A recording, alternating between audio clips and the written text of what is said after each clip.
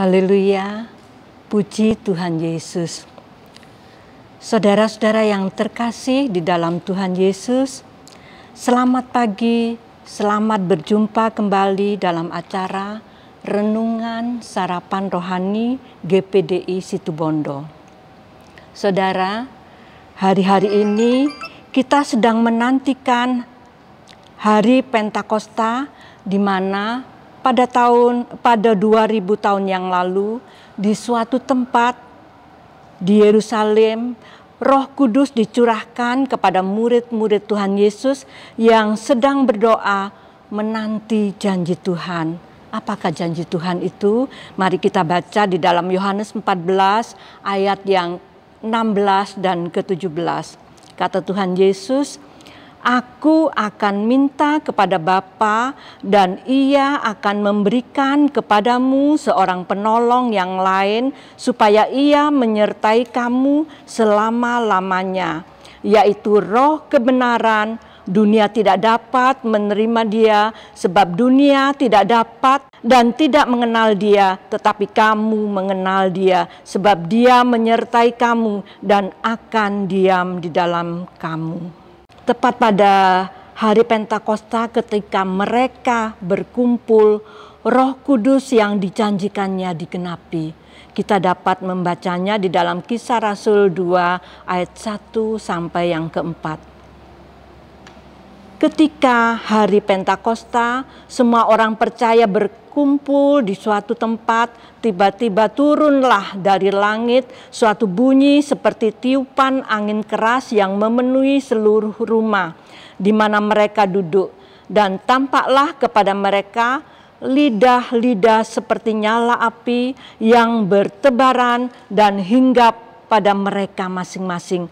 Maka penuhlah mereka dengan Roh Kudus, lalu mereka mulai berkata-kata dalam bahasa-bahasa lain seperti yang diberikan Roh itu kepada mereka untuk mengatakannya. Semua murid-murid Tuhan Yesus yang ada di tempat itu dipenuhi oleh Roh Kudus, termasuk Rasul Petrus. Dan apa yang terjadi setelah Rasul Petrus penuh dengan Roh Kudus?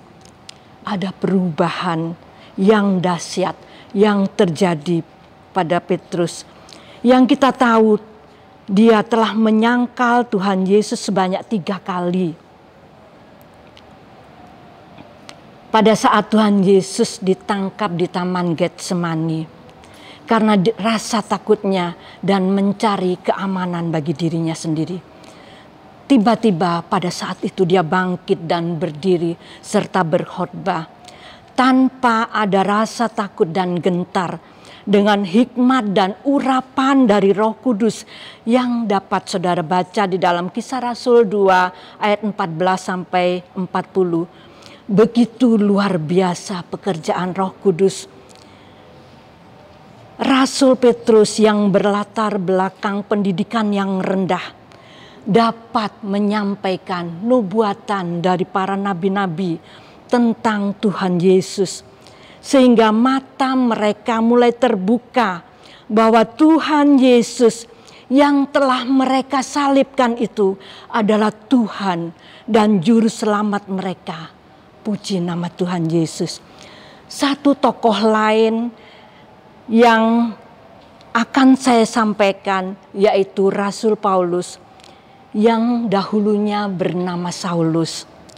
Berbeda terbalik dengan Rasul Petrus, Paulus adalah seorang pemuda yang sangat pandai di dalam ilmu keagamaan, sangat disukai oleh ahli-ahli Taurat dan sangat membenci ajaran-ajaran dari Tuhan Yesus.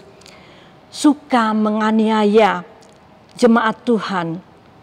Dan pada saat Stefanus dibunuh, dianiaya, Saulus ada di situ. Dia menunggui pakaian-pakaian dari orang-orang yang menganiaya dari Stefanus. Dan ya dapat kita baca dalam Kisah 8 ayat 31 di mana Paulus suka menganiaya jemaat Tuhan. dikatakan, tetapi Saulus berusaha membinasakan jemaat itu dan memasuki rumah demi rumah dan menyeret laki-laki dan perempuan untuk dimasukkan ke dalam penjara. Tetapi ketika Tuhan Yesus menampakkan dirinya kepada Paulus saat Paulus dalam perjalanan ke Damsyik berencana untuk menangkap para jemaat Tuhan di sana, Paulus pada saat itu, Tuhan Yesus menampakkan diri kepada Paulus. Sehingga pada waktu itu ada sinar yang luar biasa yang menembus mata Paulus sehingga Paulus menjadi buta. Ketika itu Paulus dibawa oleh seseorang untuk mendapatkan pencerahan tentang Tuhan Yesus. Sehingga Paulus menerima Tuhan Yesus dan juga menerima kuasa Roh Kudus. Ada perubahan yang luar biasa yang terjadi pada Paulus.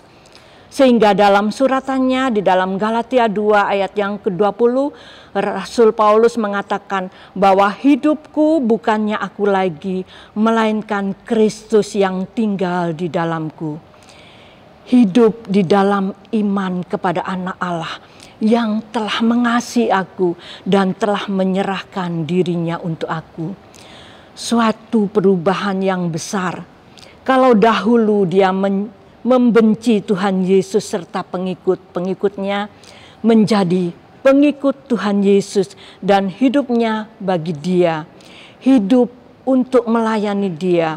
Hidupnya untuk bekerja bagi kemuliaan nama Tuhan Yesus, memperkenalkan Tuhan Yesus Kristus kepada dunia dan rela mati untuk Dia. Luar biasa perubahan yang telah terjadi setelah ia menerima Tuhan Yesus sebagai Tuhan dan Juru Selamatnya, serta telah dipenuhi oleh kuasa Roh Kudus. Puji Tuhan, suatu pengalaman pribadi yang sangat berkesan juga terjadi kepada saya pribadi. Kalau pada tahun 1963 sampai 1964 terjadi kegerakan besar di GPDI Bondowoso, di mana saat itu saya berjemaat. Roh Kudus dicurahkan dengan luar biasa, sehingga pada waktu itu orang-orang tua, orang-orang dewasa, pemuda, dan anak-anak banyak yang dipenuhi oleh Roh Kudus, termasuk saya salah satunya. Dan sekitar 1 tahun kemudian terjadi sejarah Indonesia, yaitu gerakan G30S PKI. Semua rakyat Indonesia terkena dampaknya. Ada demonstrasi besar-besaran yang terjadi di seluruh Indonesia pada awal tahun 1966. Juga di kota kami di Bondowoso saat itu banyak ratusan orang yang besar-besar berdemo dengan merusak, dengan mencoret-coret toko-toko keturunan Tionghoa. Mereka yang sudah tahu lebih dahulu segera menutup toko mereka dan berdiam di dalamnya. Tetapi mereka yang tidak sempat untuk menutup tokonya, mereka terkena dampak. Toko mereka dirusak, dicoret-coret, juga barang-barang mereka banyak yang dijarah. Dan setelah selesai di pertokoan, mereka berjalan ke arah barat, di mana tempat saya tinggal di Jalan Besuki pada saat itu dan sekarang bernama Jalan Basuki Rahmat. Saya bersama nenek saya tinggal di sana dan nenek saya mengelola sebuah toko kecil. Orang tua saya sendiri yaitu ayah ibu saya tinggal di Prajekan, dan pada waktu itu ayah saya berdinas di kepolisian dan ibu saya mengikuti tinggal di sana bersama kedua adik saya. Pada saat demo itu semua pada ketakutan dan saya pada saat itu masih remaja kecil. Entah oleh dorongan Roh Kudus, pada saat orang-orang berdemo di muka toko saya didorong oleh Roh Kudus untuk keluar dari pintu rumah, dan tangan saya buka, stop, jangan rusak toko saya. ini adalah rumah seorang ABRI. Pada waktu itu polisi juga termasuk dari anggota ABRI. Entah bukan karena saya mengatakan bahwa saya adalah anak seorang ABRI, tapi saya percaya kuasa Roh Kudus yang membuat mereka ketakutan sehingga satu persatu mereka satu-satu keluar dan meninggalkan toko saya tanpa berbuat sesuatu yang tidak baik. Saya percaya kuat kuasa Roh Kudus yang ada di dalam saya itu yang membuat mereka meninggalkan toko saya tanpa merusak atau mencoret-coret toko saya. Puji Tuhan Yesus, sebab pada saat itu saya adalah seorang anak kecil yang kurus, yang penakut, yang pemalu, dan seringkali minder menghadapi orang banyak. Tapi kuasa Roh Kudus yang sudah mengubahkan saya sehingga saya berani menghadapi orang-orang yang berdemo, yang jauh lebih besar daripada saya. Kuasa Tuhan Yesus, kuasa Roh Kudus yang memberi saya keberanian. Sungguh saudara-saudara, banyak kesaksian yang sudah saya peroleh karena Roh Kudus yang sudah berdiam di dalam kehidupan saya. Di saat-saat yang terburuk sekalipun, kuasa Roh Kudus bekerja untuk menolong kita semua. Dan Roh Kudus memampukan kita untuk kita bersaksi memuliakan nama Tuhan sebagai Tuhan dan Juru Selamat kita. Kita perlu kuasa Roh Kudus, sebab itu Tuhan berkata, mintalah maka engkau akan diberi. Carilah maka engkau akan mendapatkan. Dan ketuklah pintu, maka pintu akan dibukakan. Biarlah saudara dan saya mencari senantiasa kuasa Roh Kudus. Sebab kuasa Roh Kudus itu yang memampukan kita, yang menolong kita dari hari ke hari sampai kedatangan Tuhan Yesus yang kedua kali.